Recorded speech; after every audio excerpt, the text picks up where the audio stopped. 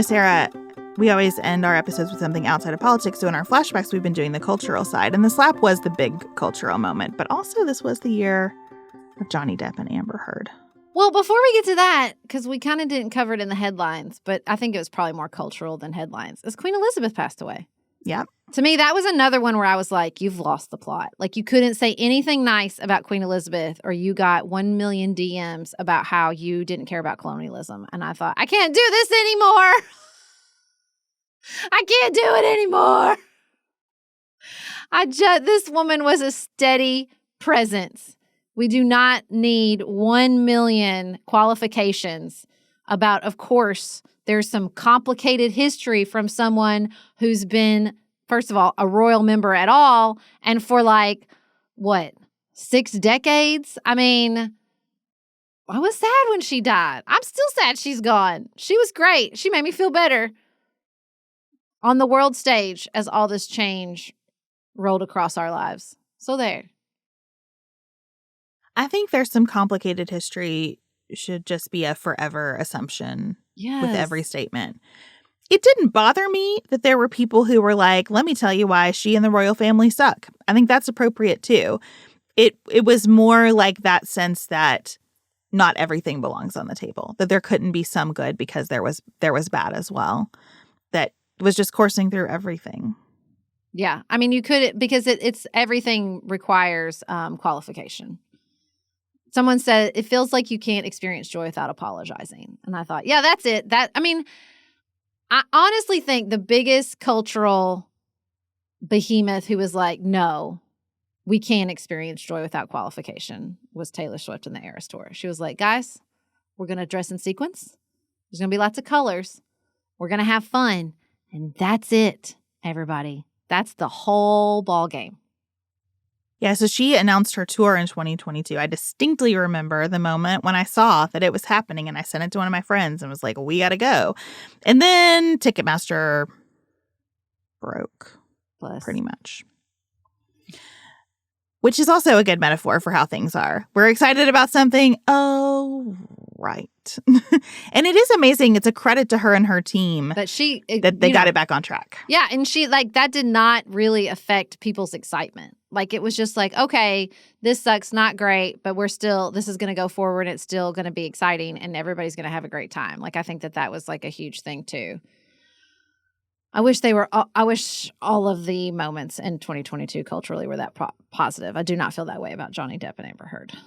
I think it is very, very relevant to where we are today, though, too. Think about everything that has become this PR hall of mirrors through the lens of social media. And I don't think this was the height of it, but I think it was close to everybody starting to understand, oh, there is an industry out there to shape my opinions for particular people in conflict. Well, I think the problem with 2022, in particular this issue, is no one understood it at the time. Everybody just thought they were experiencing this trial individually on TikTok on their own, which is a bananas take. First of all, these people have not been studying at the feet of Anne Helen Peterson for as many years as I have. It's never just as simple as the interpersonal situation between two celebrities. Ever, guys. It's like thinking advertising doesn't work on you. Do you think they spend so much money on it because it doesn't work? Do you think these people spend so much money on lawyers and PR and stylists and all the social media consultants and crisis consultants because it doesn't matter and it doesn't work? Of course it does.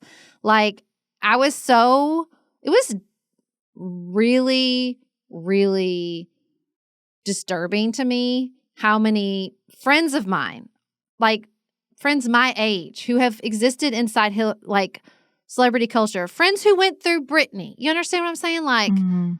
Have been in the streets on this stuff. We're just oh, she's evil. She's screwing him. I'm like, what are you talking about? How can you not? Because my red flags were going up. I did not understand astroturfing until Blake Lively and Justin Ballerini. I didn't fully until that New York Times piece came out. And then I was I knew it. I knew something was up with this. First of all, Johnny Depp is not a sympathetic figure and has never been a sympathetic figure. So I was like super confused by that. Not that I'm not used to people taking the man's side, Brad Pitt looking at you, done with you, FYI.